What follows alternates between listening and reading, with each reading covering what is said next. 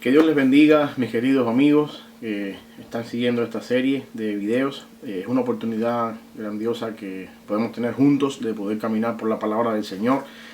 Seguimos esta semana viendo el libro de Job, especialmente respondiendo la pregunta o tratando de responder la pregunta con la que comenzamos la semana pasada. ¿Por qué sufren los justos? Basándonos, por supuesto, en el libro de Job. Hoy me gustaría compartir con ustedes brevemente un poquito acerca de Job capítulo 2 y capítulo 3, y de esa manera seguir buscando un poco la respuesta a lo que hemos querido estar preguntándonos en este tiempo. ¿Por qué Dios permite muchas veces que las personas que son justas o las personas que están haciendo cosas buenas delante del Señor pasen por momentos de adversidad y momentos de dificultad? Me gustaría leer para comenzar capítulo 3 de Job, específicamente los versículos del 20 al 26. Dice la palabra del Señor: ¿Por qué se da luz al trabajado y vida a los de ánimo amargado, que esperan la muerte y ella no llega, aunque la buscan más que tesoros, que se alegran sobremanera y se gozan cuando hallan el sepulcro? ¿Por qué se da vida al hombre que no sabe por dónde ha de ir, y a quien Dios ha encerrado? Pues antes que mi pan viene mi suspiro, y mis gemidos corren como aguas. Porque el temor que me espantaba me ha venido, y me ha acontecido lo que yo temía. No he tenido paz, no me aseguré ni estuve reposado. No obstante, me vino turbación. Esta es la palabra del Señor. A manera de centrarnos un poquito dentro del contexto de lo que está pasando y de lo que hemos visto hasta ahora. La semana pasada vimos cómo Job respondió al sufrimiento ante la noticia de que lo había perdido todo. Una de las formas en las que vimos que Job había reaccionado era reconociendo en primer lugar que la adversidad llegó a su vida. No, la razón correcta, o sea, la manera correcta no es negar el sufrimiento o negar que uno está pasando por momentos difíciles, cuando en realidad las cosas malas vienen a nuestra vida de verdad. La frase que muchas veces usamos, estamos bendecidos y en victoria, todo está bien. A veces con estas frases queremos opacar la realidad de lo que estamos pasando, y esa no es una actitud correcta. El sufrimiento hay que procesarlo, la adversidad hay que pasar por ella, hay que atravesar por ella. Y una de las cosas que estamos viendo, que vamos a ver hoy básicamente, es cómo Job hizo eso. En el capítulo 2, y la semana pasada solamente vimos el capítulo 1 de Job.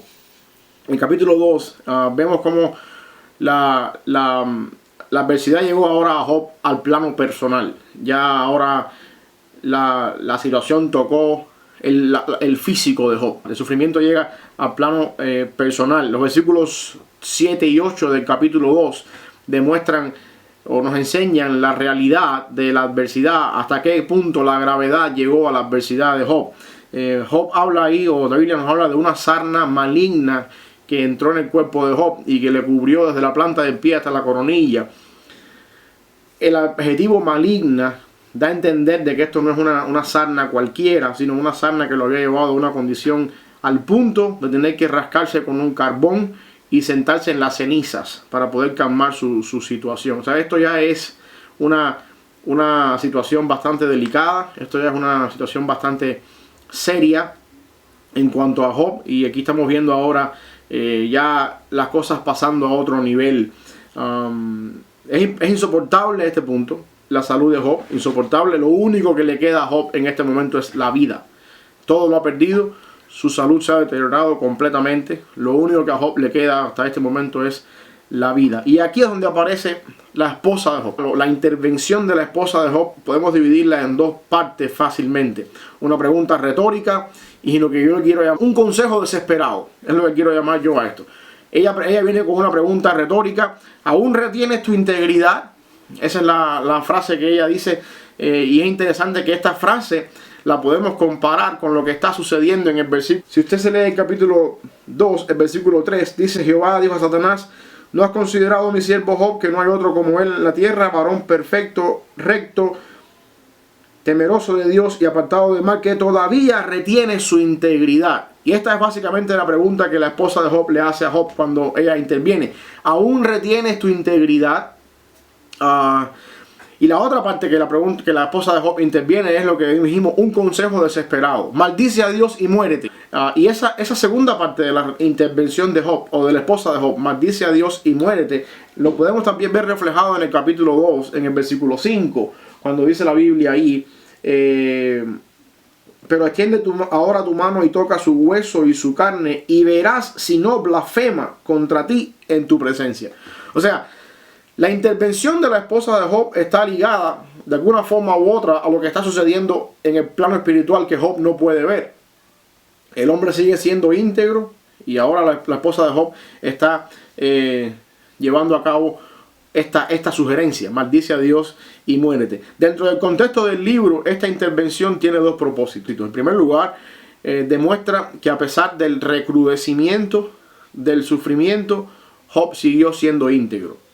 O sea, la esposa, la persona más allegada a Job, que vive con Job, se está dando cuenta que a pesar de que Dios está recrudeciendo la situación de Job, él sigue siendo íntegro. Y esto se va a ver por todo el libro.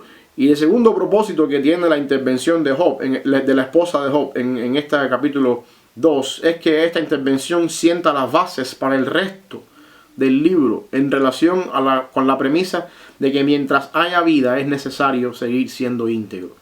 Job respondió a su esposa.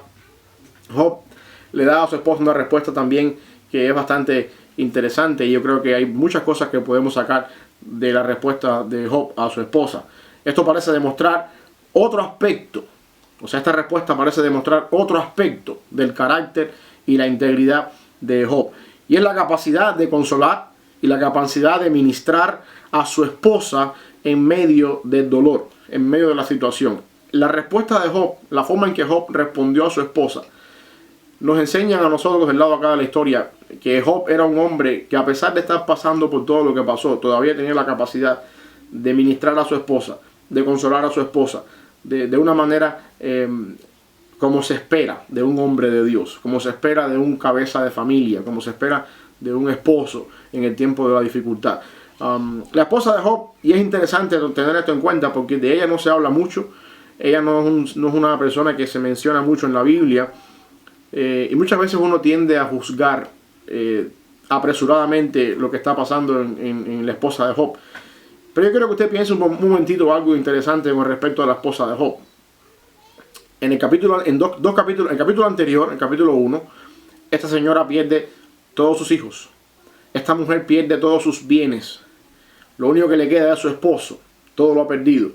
Y en el capítulo 2 está viendo ahora lo único que le queda a su esposo, pasando por una situación de dolor tan grande que ya la esposa de Job no puede más. Esa intervención de la esposa de Job con esa frase: maldice, aún retienes tu integridad, maldice a Dios y muérete. Ese es el clamor de un corazón dolido.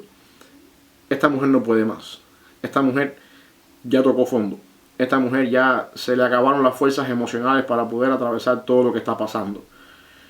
Y la manera en que Job responde es básicamente llenando o supliendo una respuesta para ella en este tiempo de adversidad. Pero Job le dice a su esposa algo interesante. Le dice, como suelen hablar o como suele hablar cualquiera de las mujeres fatuas, has hablado. En otras palabras, Job le está diciendo a su esposa, como suelen hablar cualquiera de las mujeres, y vimos la semana pasada que fatua es estúpido, como suelen hablar cualquiera de las mujeres estúpidas, has hablado. O sea, Job nunca ofende a su esposa. Job nunca le dice a su esposa que ella es fatua o que ella es estúpida. Sencillamente Job le está diciendo, estás hablando de una manera en la que tú no eres. Estás hablando de una manera en la que no siempre ha sido así. Como suelen hablar cualquier tipo de mujer, como las que tú no eres. Estás hablando. Le dice, ¿qué cosa? O sea, ¿qué? Una pregunta retórica. ¿Qué? ¿Recibiremos de Dios el bien y el mal no lo recibiremos? Y lo interesante aquí es que la respuesta de Job en forma de pregunta retórica enseña que buscar a Dios solo por las cosas buenas que Él nos puede dar es una estupidez.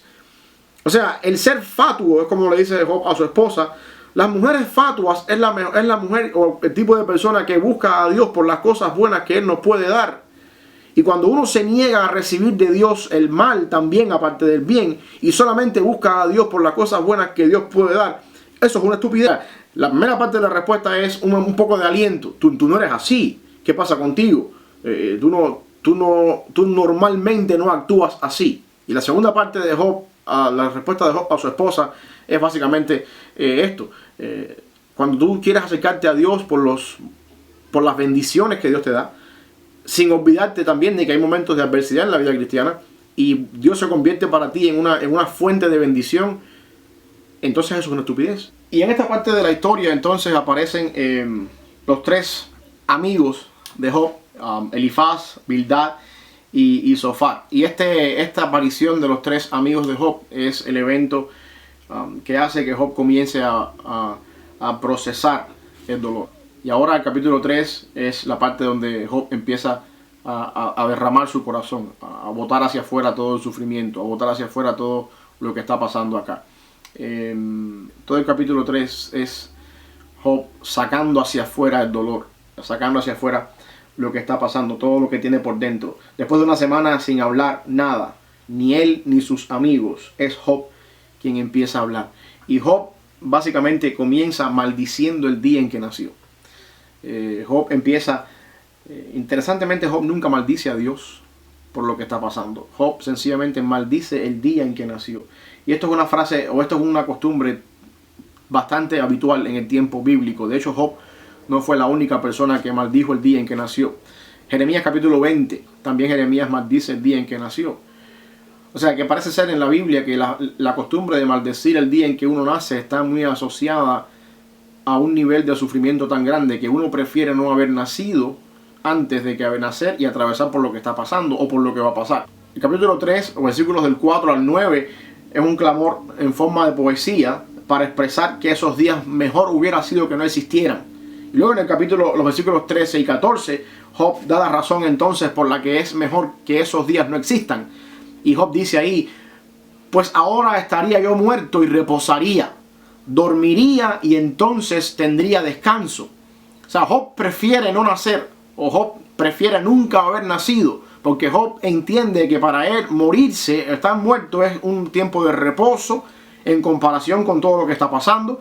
Y al mismo tiempo, el morir para Job es dormir y tener descanso de todas las aflicciones por las que está atravesando. Y esto es lo que quiero que te lleves contigo para la casa hoy a manera de aplicación. Tres aplicaciones quiero que te lleves en esta semana y medites en ellas por lo que va de semana con respecto al capítulo 2 y el capítulo 3 de Job, con todo lo que hemos visto hasta ahora.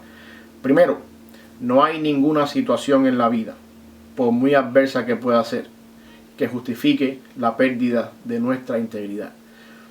A veces en los peores momentos de la vida sacan las peores reacciones de los seres humanos. Hay veces que cuando pasamos por valle de sombra de muerte, cuando las situaciones adversas en la vida hacen sacar de cada uno de nosotros cosas que uno nunca hubiese reaccionado de esa manera. Un caso típico que me viene a la mente es la negación de Pedro al Señor Jesús, cuando Jesús fue arrestado en Getsemaní, y lo que aconteció unos minutos después en el patio del sumo sacerdote. Pedro juró con su vida unas horas antes que él daría la vida también por su maestro. Unas horas después, cuando la adversidad llegó, cuando las cosas se pusieron feas, Pedro no pudo mantener eso. La integridad se fue. Y 3 veces el apóstol Pedro negó al Señor. Y una de las cosas que Job nos enseña es que no hay razón ninguna, no hay ninguna situación en la vida, por muy difícil que pueda ser, que justifique la pérdida de la integridad. Y eso es posible cuando nosotros tenemos una comunión con Dios estrecha, cuando nuestra madurez con Dios es grande. Así que primero, no hay ninguna situación en nuestra vida, por muy difícil que se pueda poner, que justifique la pérdida de nuestra integridad. Llévate contigo eso a casa. 2. La adversidad en la vida cristiana sirve para evaluar el motivo de nuestra comunión con Dios. ¿Cuál es la intención por la que tú eres un cristiano? ¿Cuál es la intención por la que tú eres un hijo de Dios? Esa es una pregunta que es fácil de responder en tiempos de dolor. Buscar a Dios por las cosas buenas que Él nos pueda dar es una estupidez. Porque la realidad es que de Dios se recibe tanto el bien como el mal. Porque cuando las cosas malas o cuando la adversidad llega a mi vida, la fe se va a derrumbar. La fe se derrumba. Y sí, fue Dios el que permitió que Job pasara por todas estas cosas. Fue Dios el que hizo que estas cosas pasaran. Tú has de buscar a Dios porque tú eres un pecador. La razón normal o la razón correcta por la que tenemos que buscar a Dios es porque somos pecadores, que estamos bajo la ira de Dios y que te mereces la condenación por todos tus pecados, y entonces reconoces que Jesucristo es la solución de tu condenación y vienes buscando de Dios el perdón y la justificación que Dios te puede dar en Cristo. Y entonces cuando tú vienes a Dios de esa manera y la adversidad llega a tu vida, te das cuenta que ninguna adversidad que puedas estar atravesando se compara con la condenación que debías merecer, y entonces el hecho de que tengas que pasar por la adversidad se convierte entonces en una misericordia de Dios, en un acto de misericordia de Dios, porque mucho más que lo que estás atravesando te merecías. Y aún así Dios en su misericordia para contigo no te dejó pasar por todas las cosas que te mereces y te da una simple leve tribulación pasajera. Y te das cuenta entonces cuando vienes a Dios de la manera correcta que la adversidad, aún la adversidad en la vida cristiana, es un acto de misericordia y de gracia delante de Dios. Es un acto de gracia porque mucho más te merecías y aún así Dios permitió que solamente pasaras por esa adversidad. O sea, segundo, venir a Dios buscando las cosas buenas es una estupidez, porque de Dios se recibe tanto el bien como el mal, y esa es otra razón más por la que yo personalmente estoy en contra completamente del evangelio de la prosperidad. Porque todas estas cosas que uno busca de Dios, del evangelio de la prosperidad, se derrumban por completo. El evangelio de la prosperidad, la estructura de este evangelio, de esta doctrina, se hace pedazos cuando uno enfrenta el dolor. Porque es imposible justificar la adversidad, el dolor, el sufrimiento dentro de la teología de un evangelio de la prosperidad, donde solamente Dios promueve, promete, te bendice, te da bendiciones materiales, te da todo lo bueno, y cuando las cosas malas vienen se derrumba todo eso. Y número 3, la aflicción es una realidad que nos recuerda constantemente a los cristianos que lo mejor para nosotros está del otro lado del río. Y eso está basado en lo que decía Job en el capítulo 3, versículo 13. Mejor, ahora estaría yo muerto y reposaría, dormiría y entonces tendría descanso. Cuando uno pasa por la adversidad, cuando Dios nos hace pasar por la adversidad, eso es una manera de recordarnos en cada adversidad que para nosotros lo mejor está del lado allá y no está en este mundo. Este es el sentir del apóstol Pablo en 2 de Corintios 4, capítulo 4, versículos 16 y versículo 17, cuando Pablo dice que aunque el hombre exterior se va desgastando cada día, el interior se va renovando de día en día. Por supuesto, el hombre exterior se desgasta con el paso de los años, con el paso de las cosas adversas en nuestra vida, el dolor, el sufrimiento. Sin embargo, el interior se va renovando cada día, y que esa leve tribulación momentánea produce en nosotros un cada vez más excelente y eterno peso de gloria. Comparación, según teniendo en cuenta lo que el apóstol Pablo dice en capítulo 4 de 2 de Corintios, la leve tribulación momentánea es la suma total en nuestra vida de la adversidad. Eso, en comparación con la eternidad con Dios, dice que produce en nosotros un cada vez más excelente y eterno peso de gloria. Y según Pablo, en 2 de Corintios 4, 18, esto ocurre cuando miramos las cosas que no se ven y dejamos de enfocarnos en las cosas que se ven. Quiere decir entonces que cuando nosotros atravesamos por el sufrimiento, cuando atravesamos por los momentos adversos en nuestra vida, esta es una oportunidad para recordarnos que estas cosas pasan, que estas cosas son temporales en comparación con lo que viene después. Si no hay sufrimiento del lado de acá, no hay razón para anhelar lo que está del lado de allá. Si todo del lado de acá es buena vida, diversión y cosas, bendiciones materiales, no hay razón entonces para esperar algo mejor del lado de allá. El excelente y eterno peso de gloria del que Pablo habla en 2 de Corintios lo produce la leve tribulación momentánea. Pablo dice, esta leve tribulación momentánea produce en nosotros un cada vez más excelente y eterno peso de gloria. Lo que quiere decir es que si no hay del lado acá tribulación momentánea, no crece en nosotros el deseo de estar del lado de allá. Eso es lo que está queriendo decir el apóstol Pablo acá. La manera en la que esto funciona es que a medida que uno sufre, va creciendo en nuestro interior un anhelo por un estado de condición donde no haya que sufrir. Y la Biblia promete ese estado en los cielos, en la presencia de Dios. Por lo tanto, a medida que sufrimos en este mundo, conociendo las promesas de Dios en su palabra con relación a la vida eterna, nuestro sufrimiento va creando en nosotros un deseo de estar en la presencia de Dios, y eso es lo que llama el apóstol Pablo un excelente y eterno peso de gloria. O sea, la aflicción es una realidad en nuestra vida que nos recuerda constantemente a los cristianos que lo mejor para nuestra vida no está aquí, sino está del lado de allá, de la eternidad. Por supuesto, por lo que hemos podido ver hasta ahora. O sea, la pregunta todavía sigue en el aire. ¿Por qué sufren los justos? Y así fue como Job terminó el capítulo 3, el clamor de su corazón, antes de que sus amigos comenzaran a intervenir. Aún esa pregunta no ha sido respondida. El capítulo 2 y el capítulo 3 nos enseñan básicamente esto. La aflicción es una realidad que nos recuerda constantemente que lo mejor está del lado allá.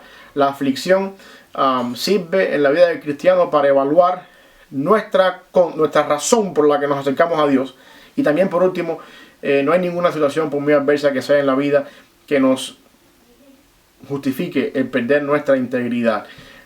Que el Señor te bendiga grandemente una vez más. Yo espero que este tiempo juntos en la palabra del Señor sirva para fortalecer tu fe. Esa es mi oración con toda aquella persona que escucha estos videos y que me sigue en este tiempo devocional. La semana que viene vamos a comenzar viendo la filosofía entre Job y sus amigos. Una vez más, que Dios te bendiga esta semana, que Él te permita conocerle mejor, que este tiempo en casa te sirva para crecer en tu fe. Y nos vemos la semana que viene para seguir hablando un poco acerca del libro de Job y para seguir respondiendo esta pregunta que quizás sea la pregunta que esté pasando por tu mente hoy. ¿Por qué sufren los justos? Que Dios te bendiga.